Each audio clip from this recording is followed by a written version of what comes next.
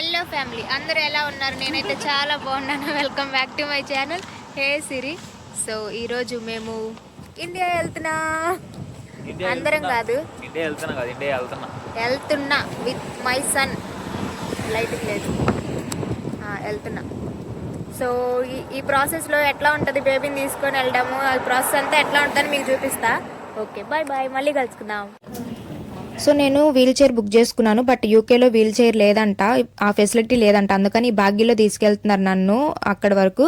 So and ఢిల్లీలో నా stop, అక్కడ కూడా వీల్ చైర్ బుక్ చేసుకున్నా, తీసుకెళ్లారు. నాదైతే ఎయిర్ ఇండియా. అక్కడ ఏంటి అంటే మేము బాబుకి క్రెడల్ కూడా మేము బుక్ చేసుకున్నాము, బట్ అక్కడ ఏంటి అంటే ఎవరు ముందున్న వాళ్ళు కలర్ పెన్సిల్ గుచ్చేశారనమాట. రెండింటికి పెట్టొచ్చు, అయితే మధ్యలో రెండింటిలో వాళ్ళు కలర్ పెన్సిల్ పెట్టేసరికి మాకు వీలవ్వలేదు. 11 hours నేను నా బేబీని అంతే పండబెట్టుకున్నాను, మీకు నెక్స్ట్ వస్తుంది.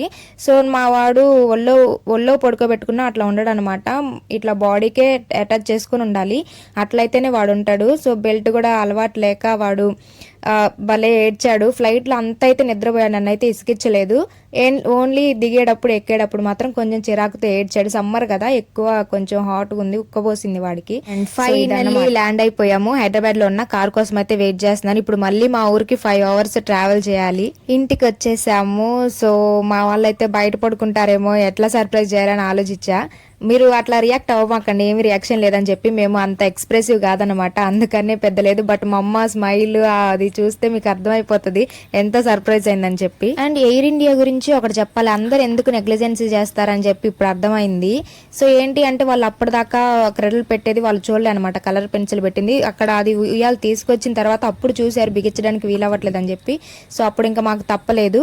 అండ్ లాస్ట్ లో కూడా బేబీకి ఫస్ట్ టైం ఫ్లైట్ ఎక్కుతున్నప్పుడు సర్టిఫికేట్ ఇవ్వాలి, అది కూడా నేను 3 times గుర్తు చేస్తే గానీ ఇచ్చారనమాట. అందుకని నెగ్లిజెన్సీ చేస్తారు, బట్ చాలా మందే వస్తారు ఎందుకంటే కాస్ట్ తక్కువ కాబట్టి. But it's okay.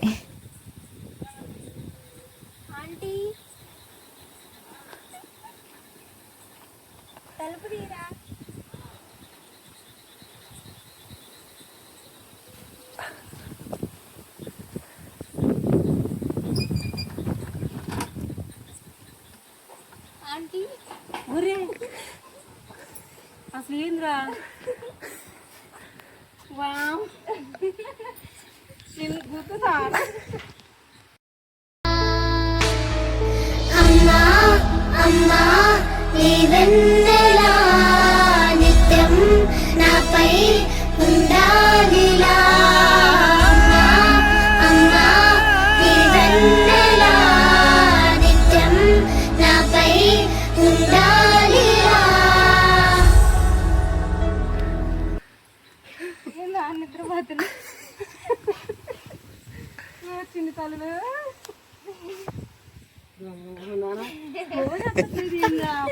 ఆగిపోతుందా, టెన్షన్ అయిపోతే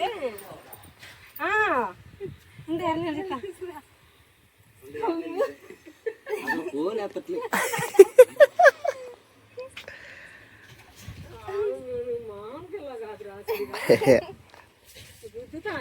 నా చిన్ని తలలు ఇయ్యారు కాదు తీసుకొచ్చింది.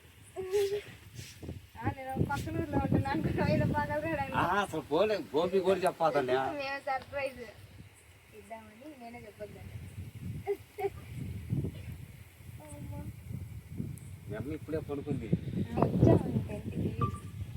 కారు ఎక్కి దగ్గర కొద్దిగా ఎడుతుండు.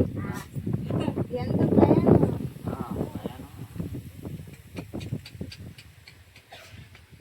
ఫ్లైట్లో మాత్రం బాగా నిద్రపోయాను రెండిట్లో, ఎక్కేటప్పుడనో దిగేటప్పుడు కొద్దిగా చీకటి పెట్టి వచ్చేసి. ఫ్లైట్లో చల్లగానే ఉంటుంది, ఎండగా ఉంది కదా, ఎండాకాలం కదా, చెమటలు ఎక్కువయా. చెమటలు పోసిన ఇదిగో కారులో కూర్చా, నేను కారులో నుంచి బస్సు మార్చాను.